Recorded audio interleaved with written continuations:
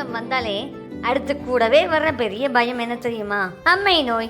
இது ஏதோ மர்மமான விஷயம் கிடையாது. நம்ம உடம்பு சூடாகிறதாலையும் வைரஸ் கிருமியாலையும் வருது. ஏன் வருது, அப்படி வந்துட்டா என்ன செய்யலாம் அப்படிங்கிறத பார்க்கலாம். அதிக வெப்பம் வைரஸ் கிருமியால வருதுன்னு சொல்லிட்டோம். இப்படி வர்றதை நம்ம எப்படி தெரிஞ்சுக்கிறது? அதுக்கான அறிகுறி என்ன?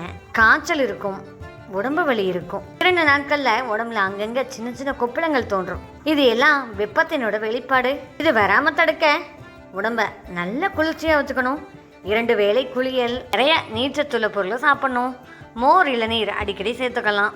குழந்தைகளா இருந்தாலும் சரி, பெரியவர்களா இருந்தாலும் சரி, இப்பெல்லாம் தடுப்பூசி இருக்கு. பக்தி சார்ந்து பார்த்தோம் அப்படின்னா அம்மன் முத்துக்கள் போடுவது, அம்மை வந்தவர்கள் வீட்டில் அம்மா இறங்கியிருக்கா அப்படின்னு சொல்லுவாங்க. மாரியம்மன், முத்து மாரியம்மன் அப்படி தெய்வங்களை வழிபடுவாங்க. வேப்ப இலை தண்ணீரில் குளிக்க வைப்பாங்க. முத்து இறங்கிய 3வது நாள் முத்தாகிய கொப்பளங்கள் ஊறாமல் இருக்க எண்ணெயை தேய்ச்சி விடுவாங்க. ஒற்றைப்படை நாட்கள்ல மஞ்சள் வேப்பிலை கலந்த நீரை முத்து இறங்கியவர்களை குளிக்க வைப்பாங்க. குளிர்ச்சியான உணவான மோர், பானக்கம் இது எல்லாம் கொடுப்பாங்க. அசைவ உணவுகள் சமைக்க மாட்டாங்க. கடுகு வெடித்தல் சத்தம் கேட்க கூடாது அப்படின்வாங்க. கடுமையான தவறான வார்த்தைகள் எதுவும் பேசிட மாட்டாங்க.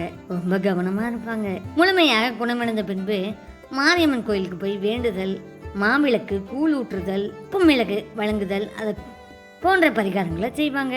முறையான ஓய்வு எடுத்துக்கணும். பழங்கள் சாப்பிடலாம். பனங்கற்கண்டு இந்த மாதிரி எல்லாம் சாப்பிட கொடுப்பாங்க. வேப்ப இலைகள்ல படுக்கையை விரிச்சு அதன் மீது துணியை போட்டு அதுல படுக்க வைப்பாங்க. குளிர்ச்சிக்காக மனது ரொம்ப தூய்மையாக கடவுளோட நினைப்பு இருந்துகிட்டே இருக்கும். அதே போல நீர் சுத்துள்ள உணவுகளை அதிகமாக உட்கொள்ளுவது அம்மையை விரைவில் குணப்படுத்தும். காலை வெயிலை விட மத்தியானம் 2 மணிக்கு மேல வெயில் ரொம்ப அதிகமாகவே இருக்குங்க.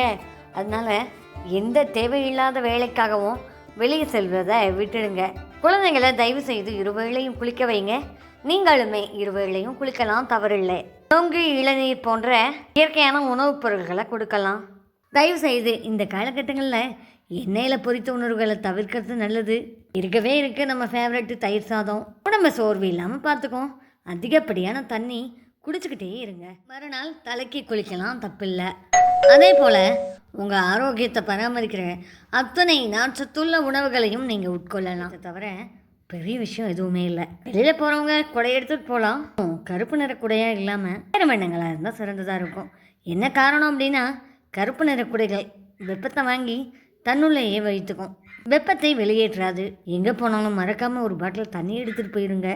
வெள்ளரிக்காய் சாப்பிடலாம். கம்மஞ்சோறு சாப்பிடும்போது அதிகப்படியான நேரம் பசியை தாங்கிக்கவும் முடியுது, குளிர்ச்சியாகவும் இருக்குது. இப்போ தான் நம்ம சேனலில் முறையாக வீடியோ பார்க்குறீங்கன்னா மறக்காமல் வீடியோ ஒரு சப்ஸ்கிரைப் பண்ணிவிட்டு தேநீர் கதைகள் துருக்கி உங்கள் சப்போர்ட்டை கொடுங்க.